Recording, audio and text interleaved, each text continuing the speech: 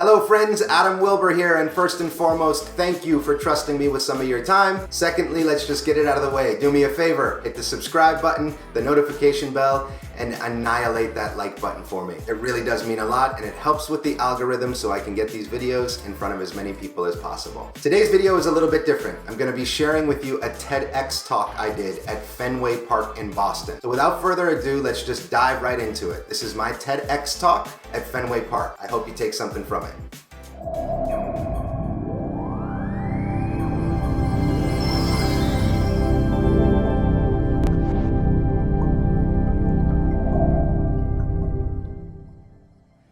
By law, as a magician, we have to have fun. So are you guys down to have some fun?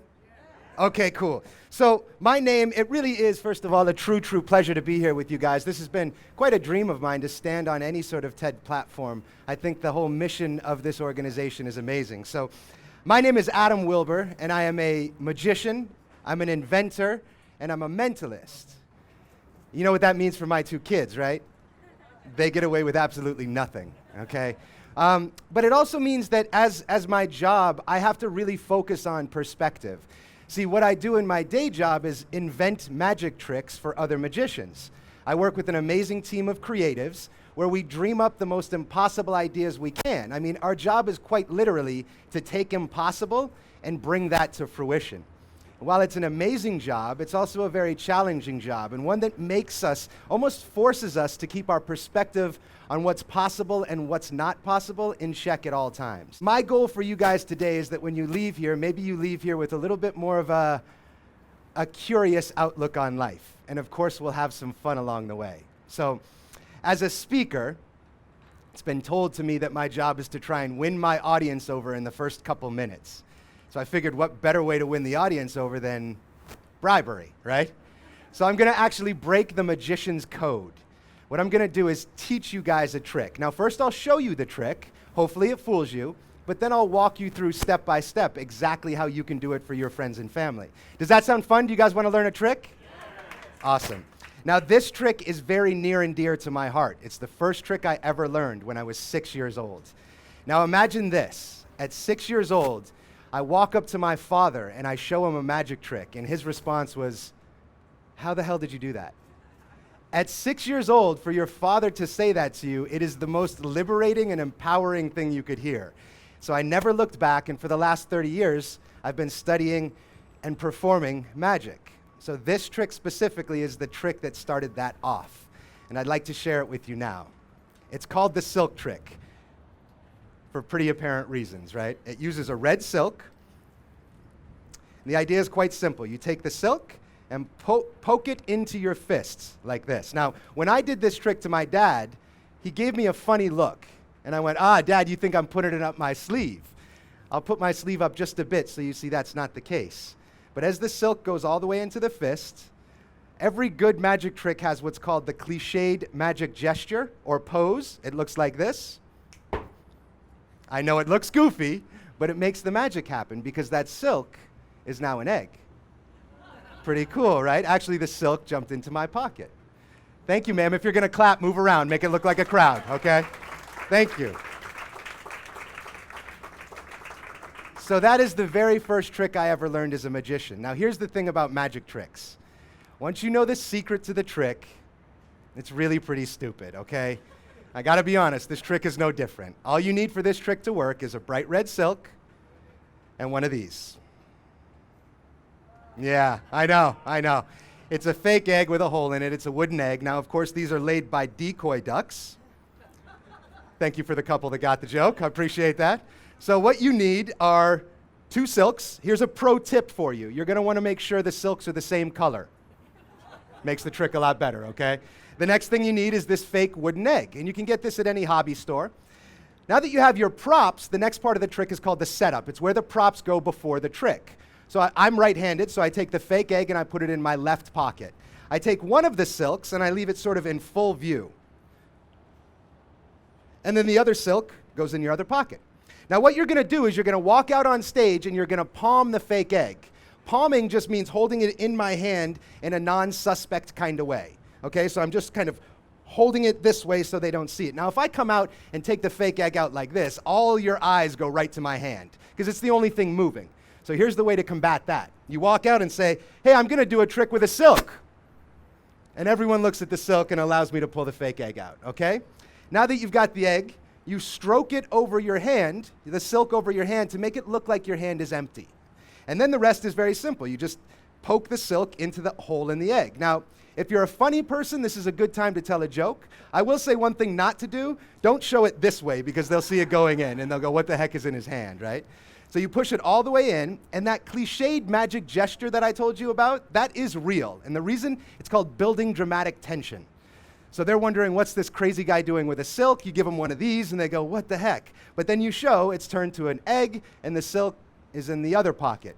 Another pro tip, practice the trick once or twice, okay? And then you show the silk has jumped out.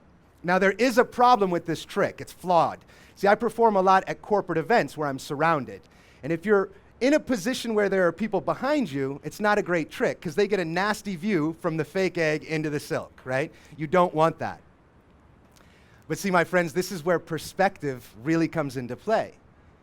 Because if we can choose to change what our minds see this as, for instance, let's not look at this as a fake egg with a hole in it and a silk inside. But better yet, let's look at it as a real egg with no hole whatsoever.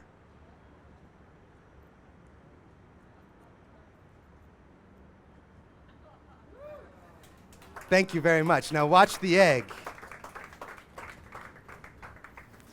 See, I believe real magic happens when in life we can take the challenges and circumstances that life gives us and we can choose to change our perspective on how we look at those challenges. That's where the real magic happens. And I'll drink to that. Cheers. Thank you so much.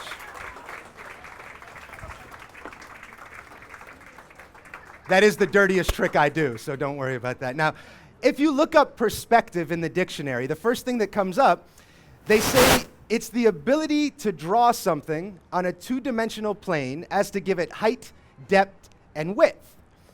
And I figured I'd do one of my favorite magic tricks to really emphasize that. How can you draw something to give it a little bit of a different perspective than you may have thought? And also being a magician, it's almost an unwritten rule that I've got to do at least one card trick in every show. So I'm going to do that now. Ma'am in the front, what's your name? Tessa? That is correct. Pretty good, huh? Thank you very much. That's mentalism. Tessa, everyone's going to clap for you as you join me right on stage. Watch how cool this is. Everyone clap for Tessa. Thank you so much. I appreciate it. You're going to be the eyes and the ears of the audience. All you have to do is verify, is that a real deck of cards? Yes. Nothing funny about it. Whole bunch of different cards, right? I'm going to have you pick a card, but it's very important that this is a card you want. So I'm not influencing your decision in any way. What I'm going to do is go through, touch the back of a card that you'd like. This one here? Yes. Are you positive? Yes. That's the one you want. Take a look, and I'm going to show it to everybody, but I won't look. Can everybody please remember that card? And as you remember that, give Tessa one more round of applause as she takes her seat. Thank you so much, Tessa. So we've got a deck of cards. Now what I'm going to try and do, this is a classic kind of card trick. This is called a pick a card, find a card trick. But I'm going to do it in the most artistic way I know, with it being TEDx and all. Now Tessa, what I'd like you to do is look me right in the eyes and genuinely in your mind, you're going to repeat your card over and over. You're not going to do this. For instance, if your card was the Two of Hearts, don't do this, because I'll read your lips, right? And that makes my job too easy. But I do want you to sort of go on autopilot over and over in your mind as many times as you can. Start naming your card in your mind. Look me right in the eyes. Good. Keep going, keep going. Good. I know it's a little weird. Perfect. You're doing great, Tessa. Thank you.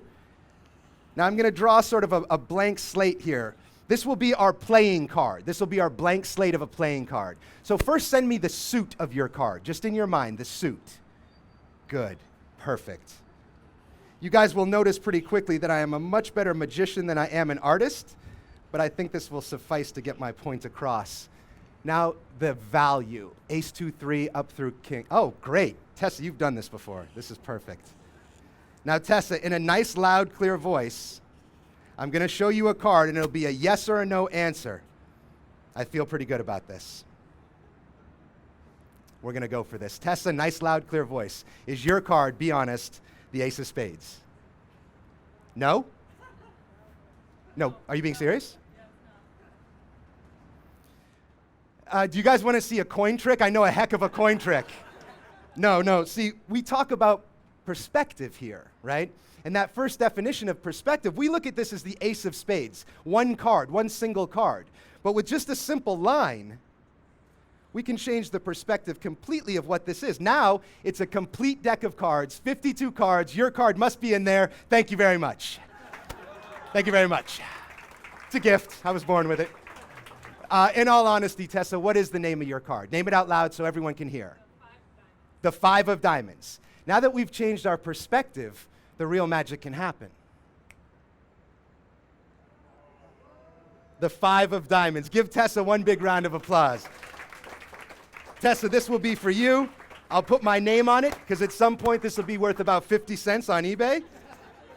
That's for you. Now, thank you very much, Tessa. The one final note I'd like to leave you with is, I truly do believe to find real magic in life, all we have to do is find out a way to take our perspective on the biggest challenges that life puts in front of us and flip them for our advantage. I'm a true believer. After working in this industry of inventing and creating magic for over 20 years now, I can say wholeheartedly that Henry Ford's famous saying is 100% true. And that saying goes like this: whether you believe you can or you believe you can't, you're right. And in my opinion, the only thing differentiating those two is the perspectives you take on the problems that you're faced with. So I hope you guys enjoyed that. My name's Adam-Wilber. Have a great rest of your day. Thank you so much.